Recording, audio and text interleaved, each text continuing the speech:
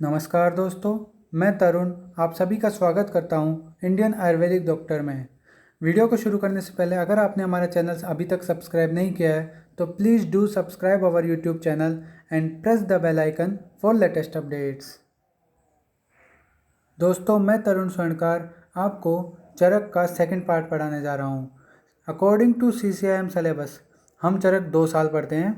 Second year में चरक पूर्वार्ध और थर्ड ईयर में चरक उत्तरार्ध। तो मैं आपको चरक उत्तरार्ध पढ़ाऊंगा। चरक उत्तरार्ध पढ़ाने से पहले हम थोड़ा आयुर्वेद के बारे में और चरक संहिता के बारे में थोड़ा बेसिक इंट्रोडक्शन ले लेते हैं। तो आज का हमारा टॉपिक है general introduction of Ayurveda and Charak Samhita. तो ये मैं वीडियो 2 पार्ट्स में कवर करने वाला हूँ। फर्स्ट पार्ट में हम लेंगे general introduction of Ayurveda and general introduction of Charak Samhita, और सेकंड पार्ट में हम लेंगे चरक पूर्वार्ध का शॉर्ट एनालिसिस, मतलब चरक पूर्वार्ध के बारे में थोड़ी ब्रीफिंग में नॉलेज लेंगे कि उसमें क्या क्या है, सूत्री स्थान में क्या है, निदान स्थान में क्या बताया, विमान में क्या बताया, शारीर में क्या बताया और इंद्रिय स्थान में क्या बता रखा है। तो दोस्तों, आज का वीडियो शुरू करने से पहले हम थोड़ा भगवान को याद कर लेते हैं, क्योंकि आयुर्वेद में मंगलाचरण का बहुत महत्व है।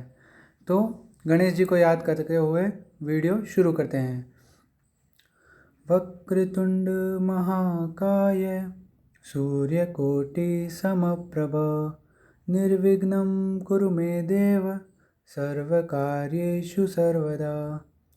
तो गणेश जी हमारे सारे विघ्न दूर करें और हम अच्छे से स्टडी कर पाएँ, इस सोच के साथ चलिए शुरू करते हैं। आयुर्वेद के बारे में बात करें तो यह 2 शब्दों से मिलकर बना है, आयुष प्लस वेद। आयुष किसके लिए स्टैंड करता है? जीवन, एज या उम्र के लिए। ठीक है। वेद विद धातु से बना है, जिसका तात्पर्य है सत्ता या अस्तित्व, ज्ञान, जानना, विचार या प्राप्ति। तो आयुर्वेद का शाब्दिक अर्थ हुआ जीवन या आयु का अस्तित्व, या फिर बोले तो आयु का ज्ञान, या फिर आयु संबंधी विचार, या फिर आयु की प्राप्ति जिससे होती है, ऐसा शास्त्र आयुर्वेद शास्त्र होता है। ठीक है। अब आयुर्वेद की परिभाषा क्या दे रखी है चरक सूत्र स्थान में, उस पर बात करते हैं। तो आयुर्वेद की परिभाषा है हिता हितम सुखम दुखम आयुष तस्य हिता हितम मानम च तच्च यत्रोक्तम आयुर्वेदः स उच्यते। चरक सूत्र स्थान 1 का श्लोक नंबर 41 है। मतलब कि हितायु, अहितायु, सुखायु, दुखायु, ये 4 प्रकार की आयुएं होती हैं। इन 4 प्रकार की आयुओं के लिए क्या हित आहार विहार है, क्या हित औषध है और क्या अहित आहार विहार औषध है, इसका ज्ञान जहाँ पर होता है। इसके अलावा आयु का मान जहाँ पर दिया गया होता है। इसके अलावा आयु की प्राप्ति या आयु का ज्ञान जिस शास्त्र में दिया हुआ होता है, उसे आयुर्वेद शास्त्र कहते हैं। अब हम बात करते हैं आयु के बारे में कि आयु क्या है। तो आयु अपन वैसे देखें तो केवल एज या उम्र है, लेकिन आयुर्वेदिक एस्पेक्ट से देखें तो आयु मतलब जीवन, कि जब तक हम जीते हैं तब तक हमारी आयु रहती है। तो आयु की परिभाषा क्या दी है चरक सूत्र स्थान 1 श्लोक नंबर 42 में? शरीर इंद्रिय सत्वात्म संयोगोधारी जीवितम नित्यगश्च अनुबंधश्च पर्यायी आयु उच्यते। मतलब शरीर, इंद्रिय, सत्व यानी मन और आत्मा के संयोग को आयु कहते हैं। ठीक है। इसके कुछ पर्याय होते हैं, जिनमें है धारी, जीवित, नित्यग, अनुबंध। धारी मतलब जो हमारे शरीर का, इनका इंद्रिय सत्व का धारण करती है, मतलब जब तक आयु रहती है तब तक ये शरीर इंद्रिय सत्वात्मा रहते हैं। ठीक है। और जीवितम, जब तक आयु है जब तक हम जीवित हैं। नित्यगम, नित्य प्लस गै से बना है, मतलब जिसका नित्य क्षरण होता है, जो नित्य ढलती जाती है। अनुबंध, इसका जीवन से अनुबंध होता है, तो इसलिए आयु कहते हैं। ठीक है। अब हम आगे बात करते हैं आयुर्वेद की मुख्य संहिताओं के बारे में। वैसे तो बहुत सारे ग्रंथ हैं आयुर्वेद पर, बट मुख्य हैं बृहत्त्रयी और लघुत्रयी। तो बृहत्त्रयी में है पहले चरक संहिता। 1000 से 1500 ईसा पूर्व इसका निर्माण हुआ था, और ये जनरल मेडिसिन यानी काय चिकित्सा में श्रेष्ठ है। सुश्रुत संहिता, इसका निर्माण 500 से 1000 बिफोर क्राइस्ट ईसा पूर्व हुआ था, और सुश्रुत हम जानते ही है फादर ऑफ सर्जरी हैं, तो सर्जरी में इनका महत्वपूर्ण योगदान रहा। तीसरी है वाग्भट संहिता, जिसमें आते हैं अष्टांग संग्रह एवं अष्टांग हृदय। तो इसमें जनरल मेडिसिन और सर्जरी दोनों ही अच्छे तरीके से दी हुई हैं, और ये 4वीं शताब्दी में बनी हुई है। फिर आती है लघुत्रयी। लघुत्रयी में आती है पहले माधव निदान की बात करते हैं जो 7वीं सदी में आई थी, और ये डायग्नोसिस के लिए सबसे बेस्ट बुक है। आयुर्वेदिक डायग्नोसिस अगर आपको अच्छे से समझना है तो माधव निदान से बेस्ट कोई बुक नहीं है। फिर उसके बाद हम बात करते हैं शार्ंगधर संहिता की, तो 14वीं सदी में, और ये फार्मेसी की सबसे बेस्ट बुक है। फिर उसके बाद भाव प्रकाश की बात करें तो अपन भेषज जी कल्पना पढ़ते हैं, तो उसमें काष्ठ औषध के बारे में ज़्यादा बताया होता है, तो भाव प्रकाश काष्ठ औषध के लिए बेस्ट है। कुछ लोग लघुत्रयी में भाव प्रकाश की जगह काश्यप संहिता को महत्व देते हैं। तो काश्यप संहिता पीडियाट्रिक्स एक सब्जेक्ट है, चाइल्ड स्पेशलिस्ट, तो काश्यप संहिता में पीडिया का बहुत बहुत अच्छा वर्णन मिलता है। अब हम बात करते हैं आयुर्वेद के अवतरण की, तो विभिन्न आचार्यों के मत यहाँ पे दिख रहे हैं आपको। तो सबसे पहले हम बात करते हैं चरक के मत की। तो चरक के अनुसार सर्वप्रथम आयुर्वेद का स्मरण किया था ब्रह्मा ने। एक्चुअली क्या है, ज्ञान जो होता है वो हमेशा बनाया नहीं जाता है, ज्ञान पहले से विद्यमान होता है। उस विद्यमान ज्ञान को स्मरण किया ब्रह्मा ने, आयुर्वेद के ज्ञान को। फिर उन्होंने ये ज्ञान प्रजापति दक्ष को दिया। फिर प्रजापति दक्ष ने ये ज्ञान अश्विनी कुमार को दिया। अश्विनी कुमार 2 थे, ये याद रखिएगा। फिर अश्विनी कुमारों ने ये ज्ञान इंद्र को दिया। इंद्र ने भरद्वाज को, भरद्वाज ने पुनर्वसु आत्रेय को, और पुनर्वसु आत्रेय के 6 शिष्य थे, अग्निवेश, भील, जतुकर्ण, पराशर, हारित और शारपाणी। ठीक है, इस प्रकार चरक का आयुर्वेद अवतरण हमने देख लिया। अब सुश्रुत संहिता में क्या बता रखा है इस बारे में, वो अब हम देखते हैं। सर्वप्रथम ब्रह्मा ने स्मरण किया, फिर उन्होंने दक्ष प्रजापति को यह ज्ञान दिया। फिर दक्ष प्रजापति से अश्विनी कुमारों ने यह ज्ञान लिया।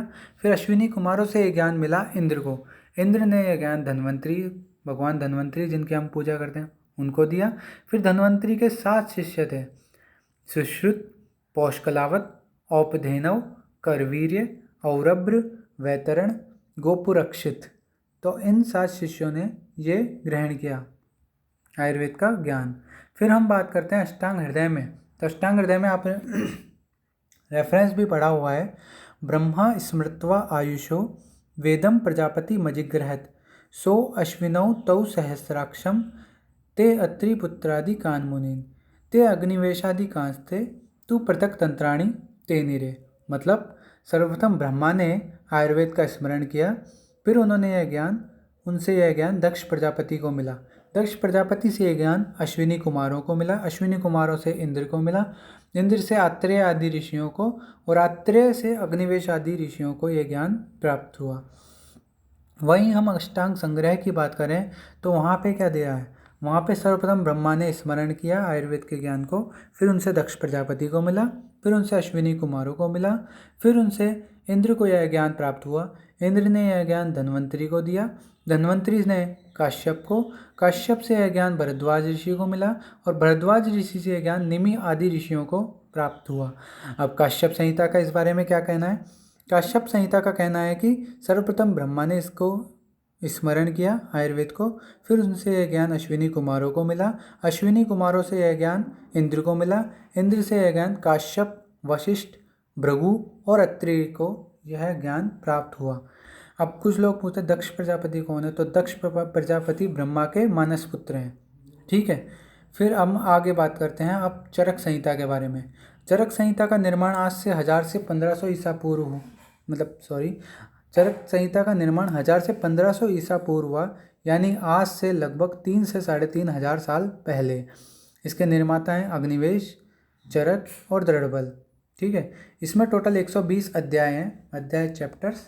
ठीक है, इसमें टोटल 8 स्थान है। स्थान हम ले सकते हैं, 1 सेकेंड, स्थान से हम ले सकते हैं पार्ट्स।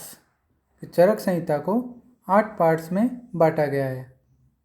ठीक है, अब हम बात करते हैं चरक संहिता के निर्माण के बारे में। तो मैंने वहाँ बताया था कि अग्निवेश, चरक और दृढ़बल निर्माता हैं। तो वो कैसे हैं, सर्वप्रथम पुनर्वसु आत्रेय ने उपदेश दिया था। जैसा कि हमने चरक संहिता में पढ़ा है, भरद्वाज के बाद पुनर्वसु आत्रेय को ज्ञान मिला था, और पुनर्वसु आत्रेय के 6 शिष्य थे, अग्निवेश आदि, अग्निवेश, भेल, जतुकर्ण, पराशर, हारित और शारपाणी। ठीक है, तो पुनर्वसु आत्रेय सर्वप्रथम उपदेष्टा थे, या गुरु कह सकते हैं हम, टीचर कह सकते हैं। तो जिन्होंने ये ज्ञान सर्वप्रथम अग्निवेश को और उनके साथ 5 शिष्य और थे उनको दिया। फिर उन 6 शिष्यों ने अपने अपने तंत्र का निर्माण किया था, लेकिन उस टाइम में सबसे फेमस तंत्र था अग्निवेश तंत्र। तो अग्निवेश ने सर्वप्रथम तंत्र बुक का निर्माण किया एक, ठीक है। तो उस तंत्र का नाम था अग्निवेश तंत्र। समय के साथ वो अग्निवेश तंत्र की को स्टडी किया चरक ने। चरक थोड़े घुमक्कड़ प्रजाति के ऋषि थे, तो वो अलग अलग जगह जहाँ जाके चिकित्सा करते थे। फिर उन्होंने उसको अपडेट किया और चरक संहिता नाम से एक बुक बनाई। तो ये अग्निवेश तंत्र के प्रति संस्कर्ता हुए। जैसे अपन आजकल बात करते हैं, अलग अलग संस्करण आते हैं, जैसे पैथोलॉजी की बुक्स के अलग अलग संस्करण आ गए, या फिर अपने नॉर्मल हर बुक का अलग अलग संस्करण आता है जिसमें कुछ ना कुछ अपडेशन किया हुआ होता है, कई बार नहीं भी किया होता, लेकिन अपडेटेड वर्जन मान सकते हैं हम उसको। तो वही है, यहाँ पे चरक ने उसका अग्निवेश तंत्र का प्रति संस्करण करके अपने नाम से एक बुक निकाल दी, जिसको अपन वो आज चरक संहिता के नाम से जानते हैं। फिर बात करते हैं समय के साथ क्या हुआ कि चरक संहिता के नष्ट होती गई ठीक है। फिर जब 4वीं शताब्दी के करीब दृढ़बल ने इस नष्ट हुई चरक संहिता को फिर से जिंदा किया और उसकी पाठ पूर्ति की। तो जब दृढ़बल ने इसका पाठ पूर्ति की तो उस वक्त चरक संहिता के 17 अध्याय, इसके अलावा कल्पिस्थान और सिद्धि स्थान को भी इन्होंने पूर्ण किया। इन्हें हम पाठ पूर्ति करता भी जानते हैं। और सेकंड प्रति संस्कर्ता, प्रथम चरक थे और सेकंड प्रति संस्कर्ता कौन थे? दृढ़बल थे। तो इस प्रकार निर्माण हुआ चरक संहिता का। दृढ़बल की मैं अच्छा ही मानता हूँ, उन्होंने अपने नाम से दृढ़बल संहिता नाम नहीं रखा, चरक को सम्मान दिया और चरक संहिता ही नाम रखा। अब हम बात करते हैं चरक संहिता के स्थानों की। तो चरक संहिता में 8 स्थान हैं: सूत्र स्थान, निदान स्थान, विमान स्थान, शारीर स्थान, इंद्रिय स्थान। ये सब चरक पूर्वार्ध में आते हैं 5 स्थान। फिर इसके अलावा चिकित्सा स्थान, कल्प स्थान एवं सिद्धि स्थान है जो चरक उत्तरार्ध में आते हैं। अब इनमें चैप्टर्स की बात करें तो टोटल 120 चैप्टर किस प्रकार बांटे गए हैं? सूत्र स्थान 30 चैप्टर, निदान स्थान, विमान स्थान एवं शारीर स्थान में 8-8 चैप्टर, इंद्रिय स्थान में 12 अध्याय, ठीक है, 12 चैप्टर। इसके अलावा चिकित्सा स्थान की बात करें तो उसमें 30 चैप्टर हैं, कल्प स्थान में 12 चैप्टर हैं, सिद्धि स्थान में 12 चैप्टर हैं। इस प्रकार हमने आज जनरल इंट्रोडक्शन ऑफ आयुर्वेद देखा, जनरल इंट्रोडक्शन ऑफ चरक संहिता देखा। इंट्रोडक्शन के पार्ट 2 में मैं आपसे बात करूंगा चरक पूर्वार्ध के बारे में, ठीक है दोस्तों। और हाँ, अब सबसे महत्वपूर्ण बात, आप प्लीज़ कमेंट ज़रूर कीजिएगा। हमें पता लगना चाहिए कि हम अच्छा पढ़ाते हैं बुरा पढ़ाते हैं। आपको क्या कुछ सजेशन देना है तो आपका कोई भी सुझाव हो तो आप कमेंट बॉक्स में ज़रूर दें।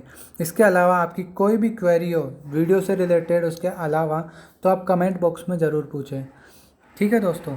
अगले वीडियो में हम जनरल इंट्रोडक्शन ऑफ चरक पूर्वार्ध देखेंगे, ठीक है। इसके बाद हम शुरुआत करेंगे चिकित्सा स्थान की। Thank you.